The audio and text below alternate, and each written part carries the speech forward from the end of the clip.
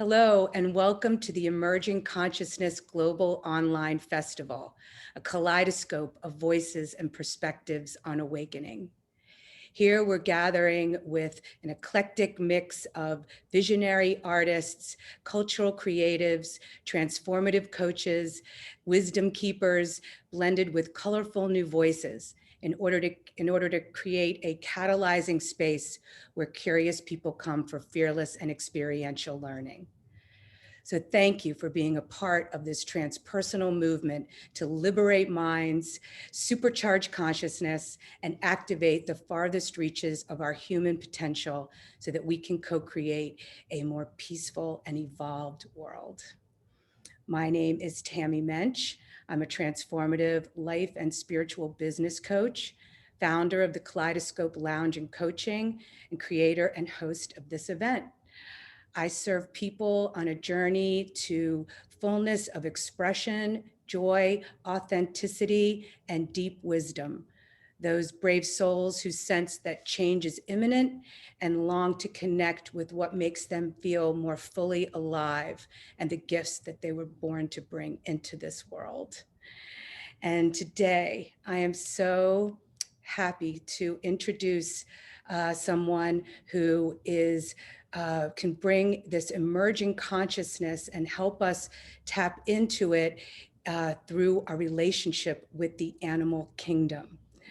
Allecia, Maine, authentic alpha female mentor and quantum energy healer, is here with us today. Welcome, Allecia. Much for inviting me. It's a pleasure to be here. Oh, I've been really looking forward to this conversation because I feel like it's such an important piece of this big, big picture. And so I know you have so much wisdom and experience with all different types of animals and can share that with us here today. So I'm really grateful that you're here. Thank you. I'm going to tell everyone just a little bit about you, and then we'll get into our topic today.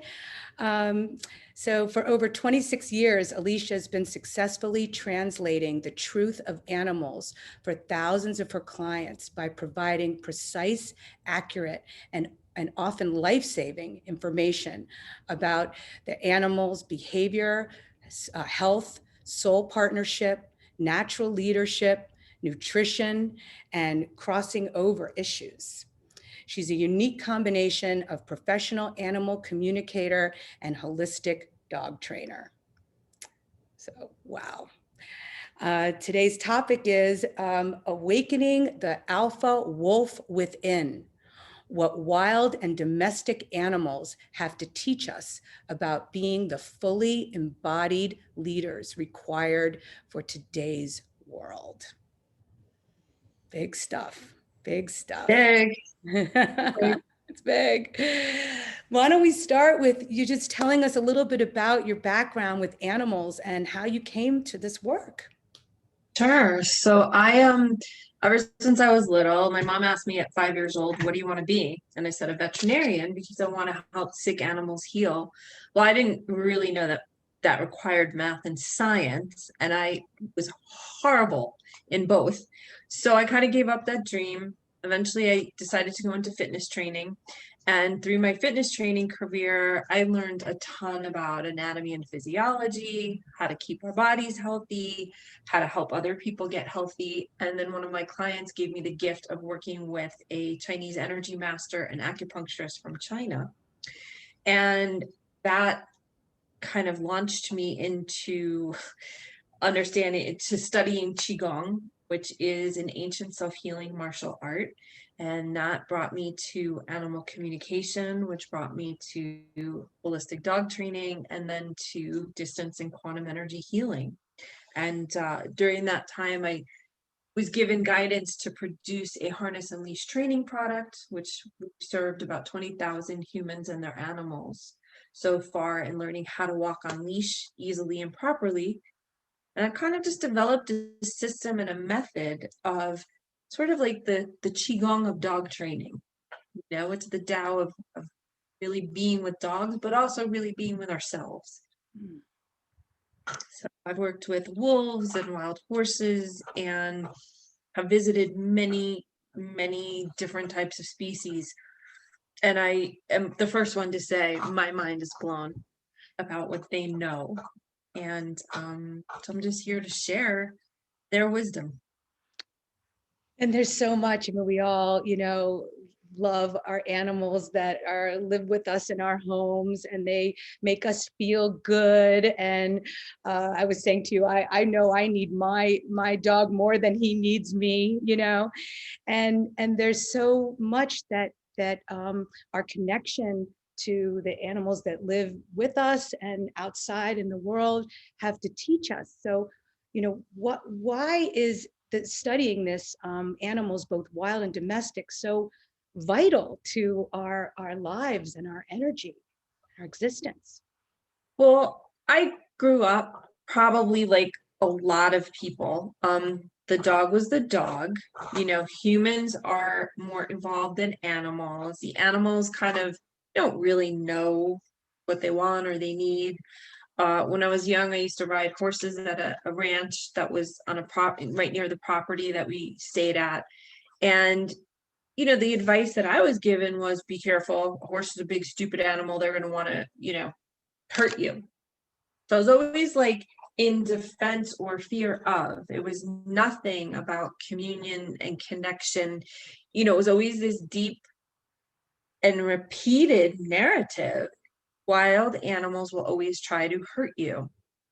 And I carried that fear. And as I started to practice Qigong in nature, I was kind of shocked at the animals that showed up in the wild. And then even while practicing with the domestic horses and the dogs and the cats, it was like, wait, everything that I was taught doesn't seem to actually be true when you drop into that essence level where you're communing and you're reaching a common understanding with each other versus this intellectual belief that they're here to hurt you.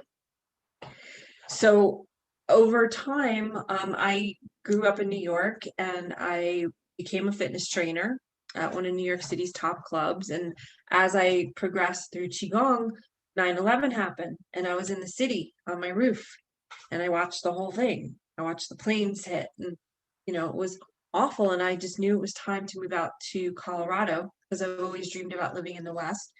And from the animal communication work, a client had asked me, he said, can you please help me train my puppy? And I had trained my dogs before, not so successfully, but, did some training work. And I said, sure, and started using telepathic communication in the training process.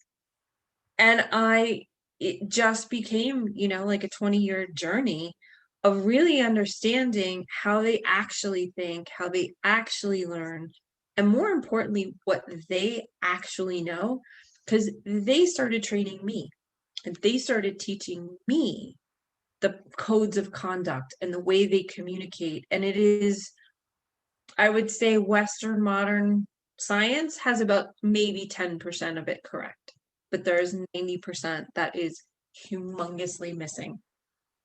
So that's how I got started. And I've just worked with thousands of animals all around the world. And I started to learn from them that this whole notion that I was learning with Qigong about everything being energy and everything being connected, well, I'm learning it from a 5,000-year-old perspective. And then all of a sudden, somehow quantum physics sort of came into my life. And if you don't understand basic biology and chemistry and trigonometry and geometry, it's highly unlikely you're going to understand quantum physics. Except for me, I was like, oh my God, I totally get quantum physics. Like, I get exactly what they're saying. It makes so much sense. And so I've been training from that perspective for the last 15 years and I've learned about bodies, I've learned about behaviors, I've learned about what we actually need to be doing on the human end of the leash. And there's just so much more our animals are here to share with us to help us emerge our consciousness, because as humans, we kind of said like we're the most intelligent species, and I kind of constantly go, au contraire, mon frere, no, we're not. And so, we're emerging consciousness, But if you really grasp the concept that everything, every aspect of life has massive intelligence, and you're not including that in your emerging consciousness, that ain't truly emerging consciousness. You know, at least not from the creator's perspective, or not from the quantum intelligence, not from that perspective. So what are some key learnings that the animals have taught you? I would probably say like the biggest one that reaches across all spectrums of, you know, the awareness that humanity holds of itself, you know, above all others, is the realization that the way we have been taught and conditioned to think has become very intellectualized. And when you're doing things from an intellect versus understanding instinctually how that feels in your body and whether that truly resonates, as we've seen with a lot of humanity, you can be educated to a certain narrative, which seems true in one aspect of like, okay, this is how humanity works, but it is completely not really true in how humanity fits into the whole picture and is part of the whole. Because remember one thing, we humans are still animals. And we somehow have intellectualized ourselves out of that. And while we tout ourselves as the most intelligent species, I was like, well, there's a reason why the creator gave everybody instincts. And you don't really want to dumb those down, because then you could be told a narrative that really you think you're conscious, but it's really keeping you at a level of not being conscious of who you really are and how you really came to be. You know, your personal purpose, your personal mission, plus your personal part in the whole. What really, stuck with me from some of our conversations was that, the way that we're engaging in relationship with our, our dogs and cats and animals that we live with, we're really dumbing them down. Big time. And Big time. and that's been like really upsetting me ever since you said that, because I'm looking at these ways and the way, that my relationship with my dog Dioji, who's sitting right here with me, and how are we dumbing them down, and how can we change that? So one of the first things, and probably why I never studied with humans about dog training, was because maybe like in the last 35 years, there's been this theory that's come about number one, totally positive dog training, which I'm like, have you ever watched nature? Have you ever watched a mama dog correct its puppy? Have you ever watched a wolf mama correct its, like, there's a reason, and it's all the animal species, right? So that's the one thing. When humans kind of try to decide and collude that this is actually what science is, when all you have to do is go out and watch and observe, and you will be like, that's not true, that's not what happens in nature. So that was the first thing, right? That everything's totally positive. The second thing is that you give an animal a treat. Well, that's okay if you want certain results, and I understand that. I'm not against that. But when you actually look at nature and how the body's developed and how these beings actually eat, and then looking at, any dog is pretty much a descendant, no matter how far out, of a wolf, and wolves catch their food on their own. They gorge for a couple of days, and then it's back to hunting. Well, where in that picture is there anyone giving treats to the puppies? So the females, who are primarily responsible for raising the pups for at least the first 2 to 3 weeks, and are responsible massively for laying down the social structures, that's a fully embodied behavior. It's not a treat thing. And the treat thing, what we don't realize is when you study Chinese medicine and you realize that the stomach and the quality of our digestion is what actually rules the brain, then you're constantly giving dogs these treats, stoking up their stomach. How can they possibly have calm brains? I mean, I've watched training classes where the puppies are, they're sitting there like literally shaking because they want the treat so bad. And I'm like, do you know what that does to the adrenal cortex load? And if you don't think that that's actually over time going to make these animals sicker, we have a 1 in 2 cancer rate for most of our domestic dogs. Part of it is what we're feeding, but also part of it is we're not giving them a solid, clear awareness and understanding the way they understand in their language what authentic alpha female really is. It's not anger and aggression. It's calm. It's clear. It's a mother who is much more aware than the puppies of what's going on, how to take care of them, and what behaviors need to happen. She's very grounded. She's not reading all these books and worried, oh my God, my kid's going to have to go to psychotherapy, or do you know what I'm saying? That's not what she's thinking, because she knows at a gut level to trust herself. She was raised that way. So that's what she brings forth. So when I say dumbing down, it's like our animals are so massively intelligent. I mean, I have a wolf dog, and she's going to be 10 in a week, and which is mind-blowing in and of itself. But I have never spayed her. I'm very careful, like I haven't let her breed or anything like that. But the intelligence and the wisdom that I have been taught from this being of who they actually are and who we actually need to be in our codes of conduct and our codes of behavior has been mind-blowing. And I look at it when the science says, well, your average dog is like a 3 to 7 year old. I was like, I don't know what you're doing, but mine are certainly not. They're really, really intelligent. But often we want certain behaviors, and we're not also willing to understand behavior is not like this. In their world, behavior is a 360-degree experience that comes from a lot of nonverbal communication. So while I think we've done well in certain ways, I'm also very realistic to watch when people tell me, we went through 4 sets of training, and I'm looking at their dog and I'm like, and what did you learn?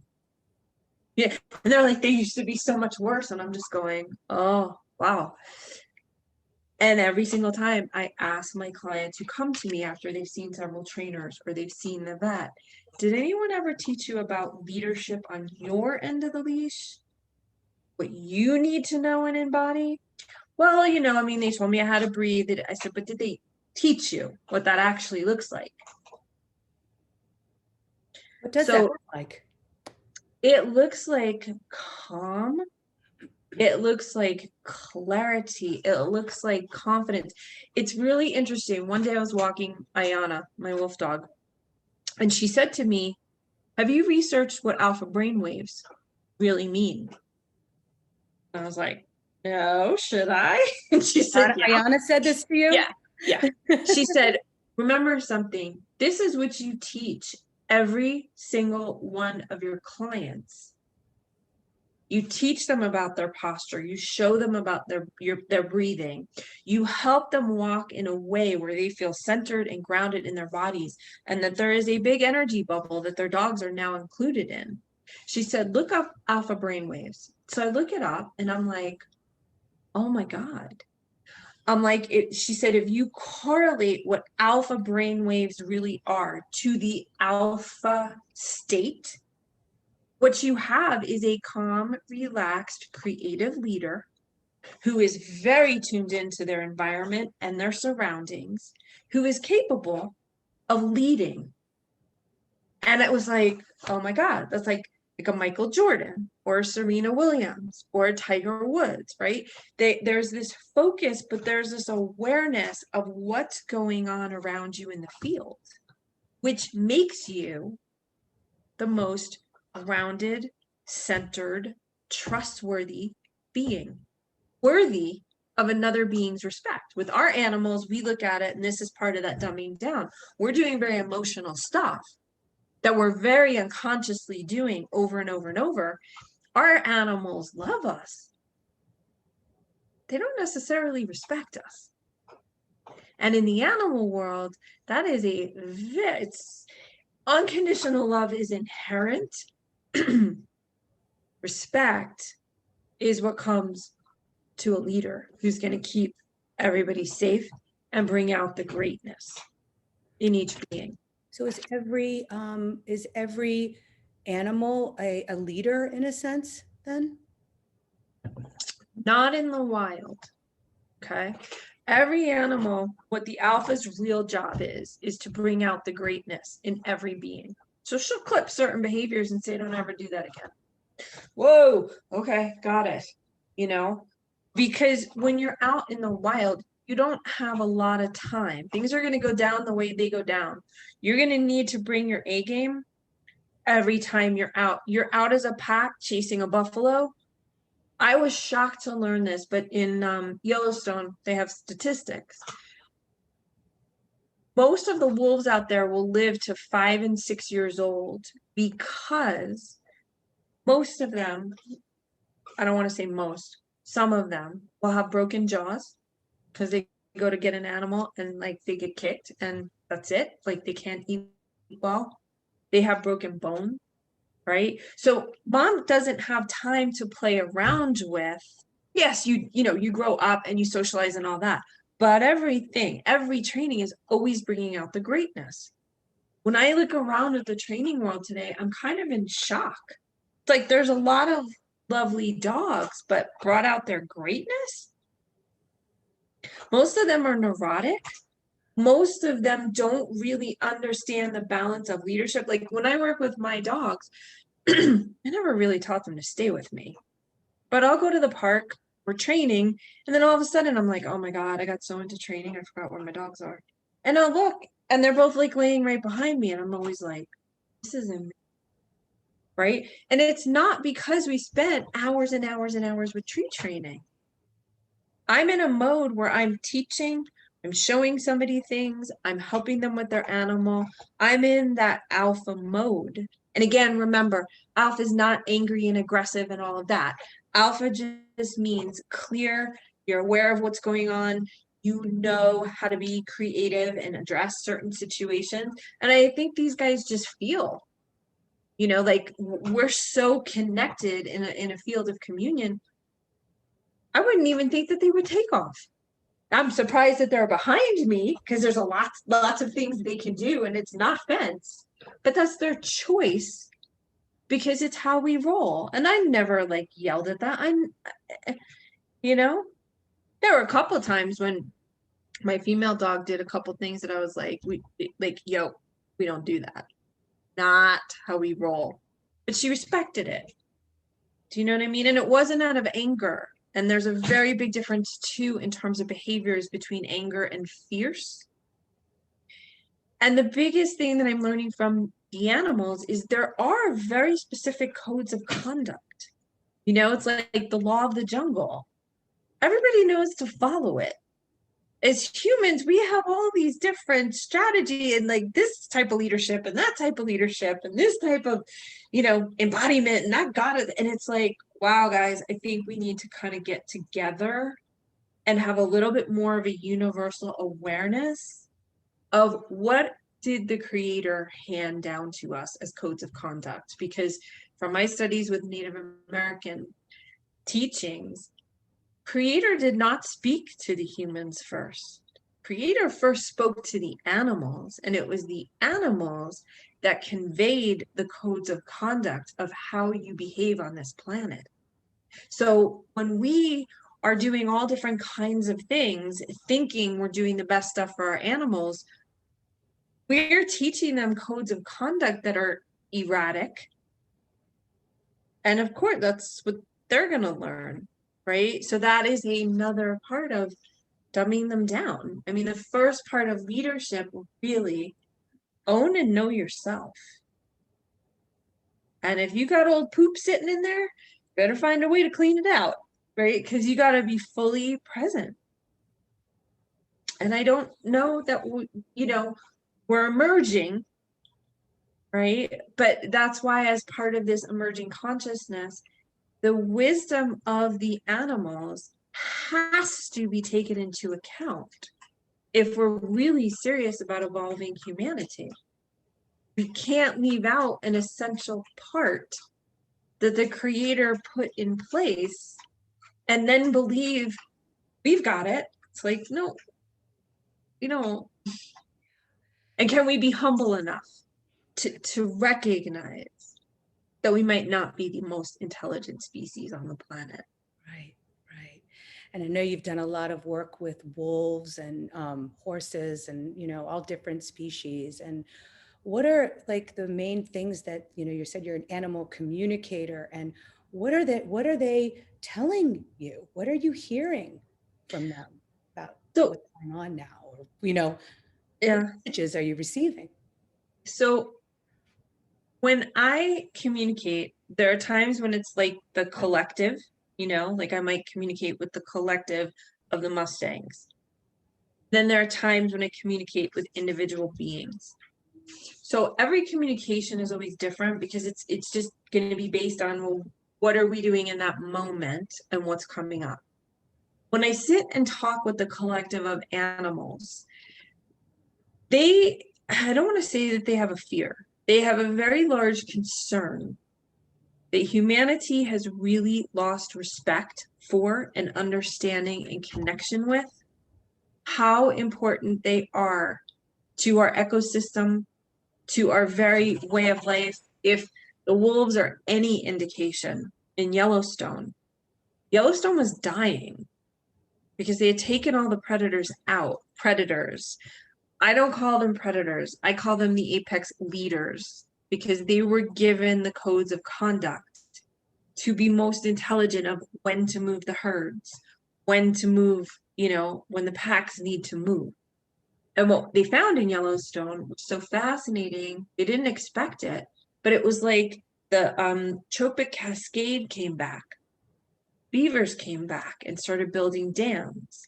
That started watering and nurturing the plants and the trees and the roughage. Everything had started getting totally eaten down by the overpopulation of elk and deer because they had no natural predators. They were getting sick.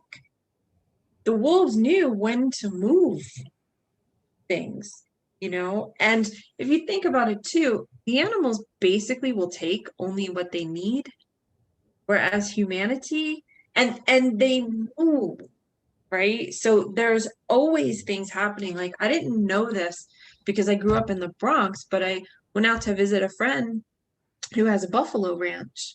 It's a bison ranch, and she's been raising this herd of bison for like 25 years. And she said, did you know that they will literally naturally dig for water and they will find it?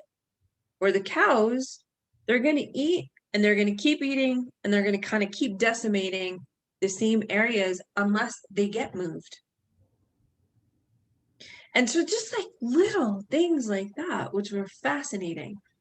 But then, you go back to what's the wolf's biggest message for humanity? Stop projecting that these are the apex predators and start taking responsibility that it's humans that are the biggest predators. Don't project stuff. Own your own shit. Literally. I mean, that is one of the biggest messages. And the understanding of this kind of blew my mind because this went sort of all across the board, all around the planet.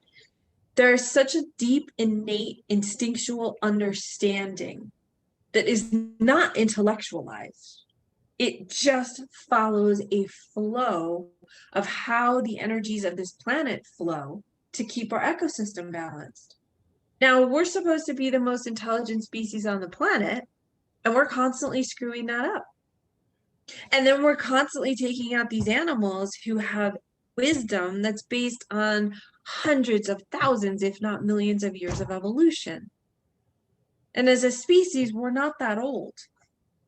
And even more so as a humanity, like consciously, we've only been really cultivating this northern hemisphere, right? Like the settling of the West and all that stuff. We've only been doing that for about 200 years compared to the thousands of years of evolution of these beings innately and instinctively knowing. So we've been drawn up into our intellects. And so they have a concern about that because, you know, we've got lots of indigenous elders too that are trying to share with us the information. We are not doing this in a healthy, balanced way, and it is causing X, Y, and Z ramifications. The one thing I would say about humanity that we might have going for us is simply the fact that we can look ahead and we can look at the past and we can say, what could we do better? But we're really not. We don't learn from history. We keep ignoring it. We get up into our intellect and we want to do what we want to do. And if you believe in, you know, the time frame of Atlantis being on this planet, technology far exceeded emotional maturity. And they basically blew themselves up. We're not that far off, you know? So when I look at emerging consciousness, when the animals look at emerging consciousness, we keep, as humans, they say, you keep going out on this trajectory that you think you're not going to fall off the cliff, you know? And they're like, but you have to understand, everything is a circle. So you're either going to, you know, keep going and you're going to kind of fall off the trajectory of follow around the back of the circle. Everything in life, honestly, comes full circle. Is anything really new after eons and eons and eons? Not really. We just have different ways of marketing it. So the animals have this unbelievably clear and grounded perspective that has no ego in it. It just has a truth. And they have an awareness and an understanding because they've never forgotten the codes of conduct and proper behavior of how you interact with this earth. And they've never gone into their ego. Right. And the senses that they have, like, you know, what would it be like to be in these, you know, bodies with these incredible, you know, being able to use your sense of smell this way and your sense of hearing this way. So they're hearing and sensing and feeling things that we're not getting through our body senses. And the way that they rest in this, you know, pure and present awareness, like this clarity that you're talking about, you know, and they're much more gentle. Okay, I mean, animals need to eat, and is there going to be a kerfuffle? Yes. So I'm not negating that, but I'm gonna say most of nature is at least 90 to 95% peaceful. Mm-hmm. Most of humanity is 90 to 95% destructive. Even when you think, well, I'm recycling and I'm doing all these wonderful things, it's like, come on. If we really wanted to change things on this planet, no one's going to want to get on board with that because it's going to it's going to call for such a massive shift in how we behave. But that's humans. Right. Right. You know, humans, I want to, but I want to be enlightened, but oh no, I don't want to do that much change. Right. It's not convenient or it's too hard. Right. Yeah. Right. And what interests me also about your work is like the, you know, really sensing into, you know, what is the animal's purpose? You know, every animal's purpose is different. yeah. You know, some animals were made to totally live in the wild, and that's their existence, like growing up in a herd or a pride or a pack and being able to have an experience on this planet that is totally wild and free. Our domestic animals have different purposes with each one of us. I mean, one of the most fascinating things that I found with my work, I thought, well, okay, I was a fitness trainer. I had no idea when I started fitness training that once you start training the body, you're also going to be dealing with the emotions and the psyche and the things that people have coming up that they don't tell you about when they teach you how to do proper biomechanics with training and how to do heart rate variation. And, you know, so one of my first bosses said to me, he said, if you're going to be a fitness trainer, you really should also have a psych degree. And I was like, I didn't get it until, you know, I had clients that were breaking down on the leg press machine in hysterics because all of a sudden they were getting re-traumatized that they were a weakling when they were a kid. And now all of a sudden they're feeling strong and they're feeling good. But it just, I didn't know that those things came up. So I started to learn that through fitness training. And then when I started working with the animals, I thought, great, I don't have to work with the humans anymore. You know what I mean? Like, I can just work with the animals. They're so much simpler. And there came a point in time about 1 year into my communication work where a dog said to me, okay, now I need you to tell my human this. And it was a very clear, very precise message about what was going on with the human in their life and how they could best see it to shift it. Wow, I rebelled. I was like, hell no, I'm not. What are you talking? I'm supposed to talk with you. And they said, no, listen, you have an awareness and an innate understanding about humanity. People don't always want to hear the stuff. They're like, but these are the things that we know about our people. That if you could talk with them, you could help shift so much stuff. And I literally, the first time, I mean, I was sweating. I thought I was going to throw up because it was like people were hiring me to work with their animals, not with them. And when I said yes, it expanded into so many different areas. I was blown away how intelligent these animals are because I wasn't trying to pry into the human's life. It was none of my business. But their animals said, cool, you worked with me for 15 minutes. My body's balanced. I feel good. Now you need to talk to that end of the leash because that's where a great majority of the problems coming up. Like they're not being clear or they're struggling with this. And what I was fascinated by was, I cannot believe that you know this stuff. I can't believe you know this stuff about your human. Right. They're absorbing all of this energy from us. And they see all of it. Yeah. Oh, yeah. They see us in all our glory and all of our. And they don't judge us. They love us unconditionally. Right. How did you perceive this communication on your end coming from this animal? How did you perceive it? So there's typically 4 ways, maybe 5. You know, you can see things, you can hear things, you can feel things, and you can know things. When I first started my animal communication work, I was getting a lot of visuals. You know, I was just seeing the whole picture.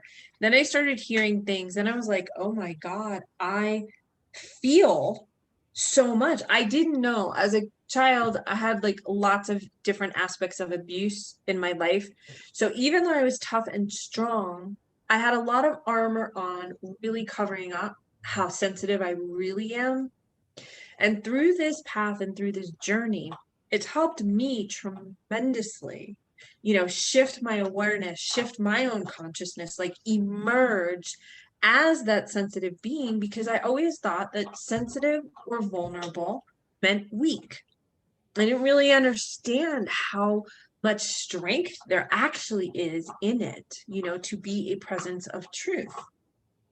And so over time, it kind of evolved in different ways, you know, and now it's like I will see something, I have no idea yet, like, and this is probably based on quantum physics. I have no idea how my entire system reads it, but all of a sudden I'm like, I know what the problem is. Like, I just know. People are like, how do you know? And I'm like, I wish I could tell you. I just know, you know, and that came too with knowing and rememberings of other lifetimes and being in other, you know, star systems and stuff. It's like, how do you know? I'm like, I can't tell you how I know. I never read a book on it. I just know.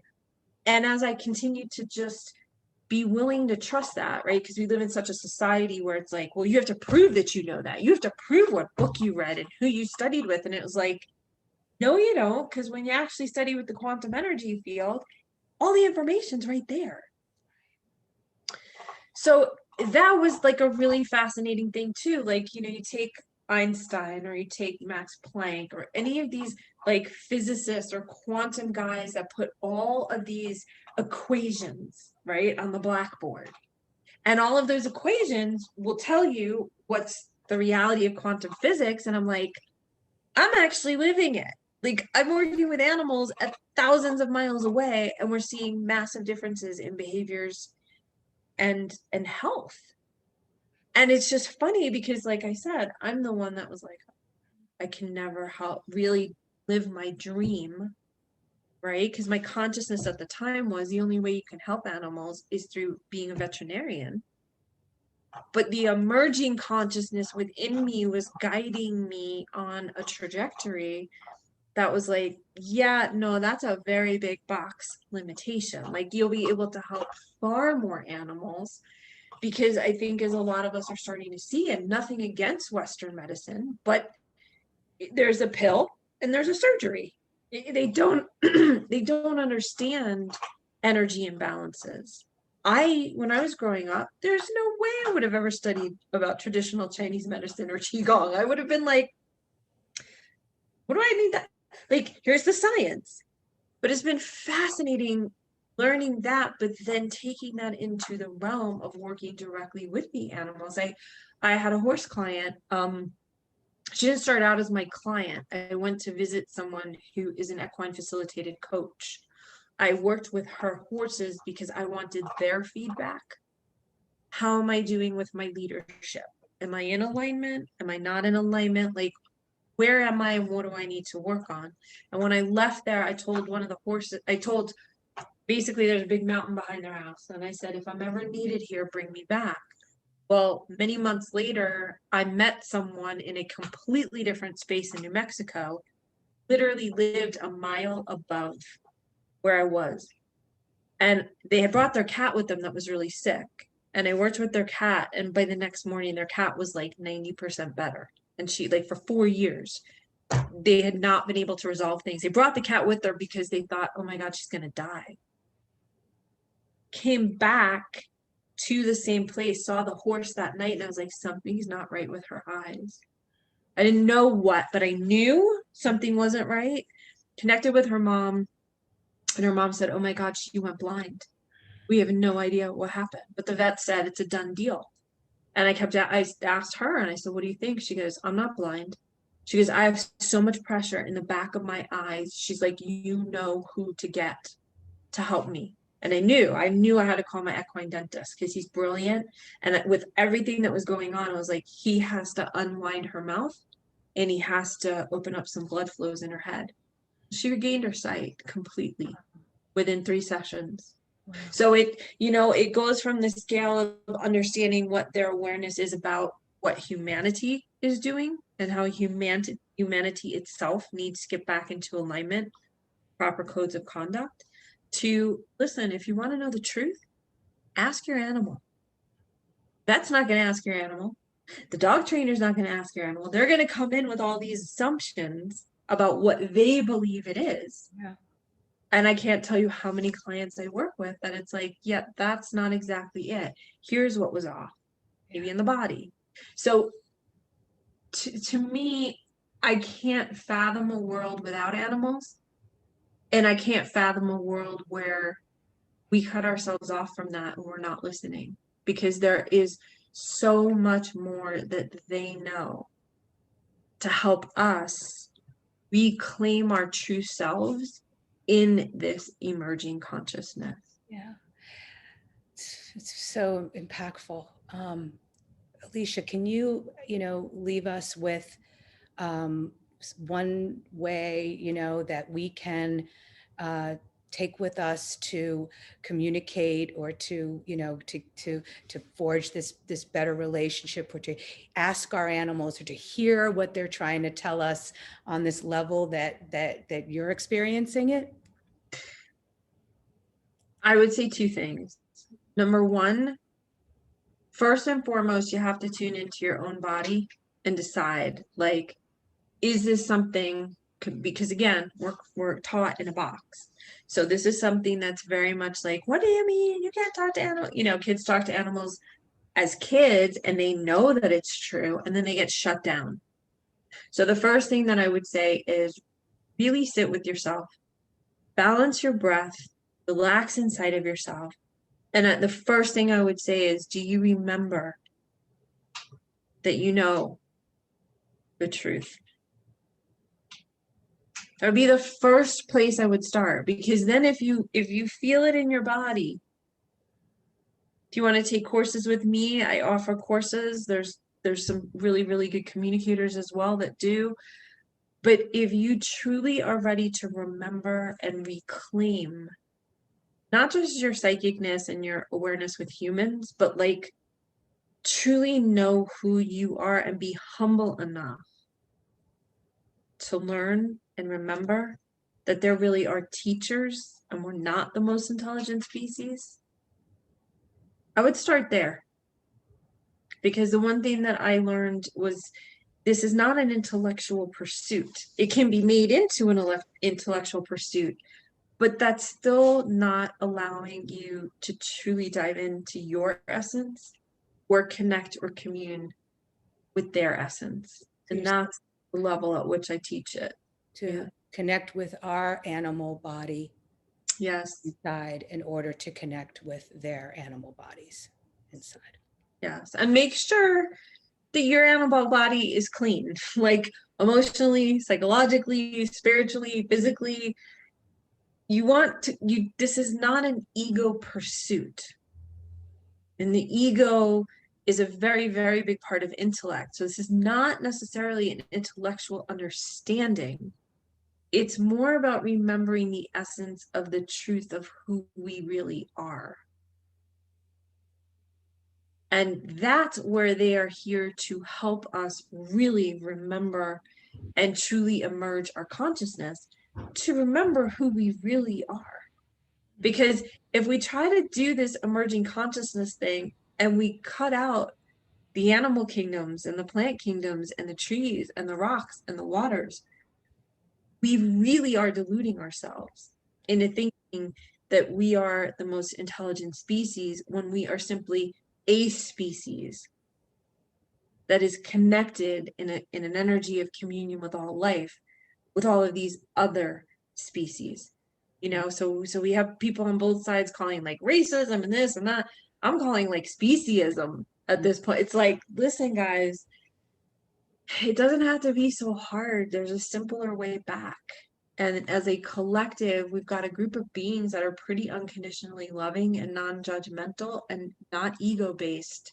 Right. Perhaps it's time for us to come full circle and remember we have to learn from them as well. So much to learn from them. Yeah.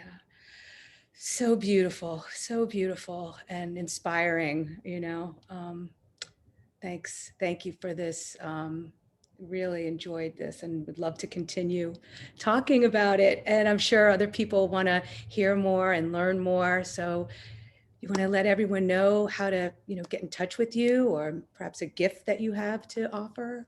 Yeah, I have a breathing gift for you guys, because one of the things about sitting with yourself is aligning your breath. The breath truly at the most essence, molecular, foundational level is the one thing that connects us all. I mean, I had an experience yesterday with my mare. I've been practicing a different type of Qigong. It was a tiger Qigong, and I did not realize how powerful it was. And when I saw her, she just would not come. And I was like, what's up? Like, what happened? And then she got me to get still and breathe. And I was like, is this from yesterday? Because I worked with a client. We had to clear some energies. Nope. I was like, is this from that tiger Qigong I practiced? And as soon as I shifted that energy and I started practicing my regular Qigong, she was completely different. She was calm. She was relaxed. So breathing is the first place. I don't care how smart you are. I don't care if you're Harvard trained. I don't care, you know, if you're still in kindergarten. Breathing is the one thing that will really get us aligned as we emerge consciousness. So I have a gift of an intro to my breathing CD for everybody. So I just purposely kept it short because it was like, if you can just change the mechanics of your breathing and just remind yourself of that and make that your default every day, it creates so much more peace and balance. And if you can at least just do that one thing and add it and bring it into everything you do, make a massive difference. So that is my free gift. And then if you want to find my work, if you have an animal that's sick, or you behavior wise, or animals getting ready to cross over and you want information from them, you can visit Animal Healer, HEELER.com. And if you'd like to have further information about the Authentic Alpha Female Leadership Training, you can visit thewhitewolfway.com. Great. We'll have all that on your speaker page for people to click. So thank you so much for your time today. I really, Thank you. It's wonderful, wonderful talking to you, and to be continued. Right? Right. All right. Thank you so much. Thank you. Bye.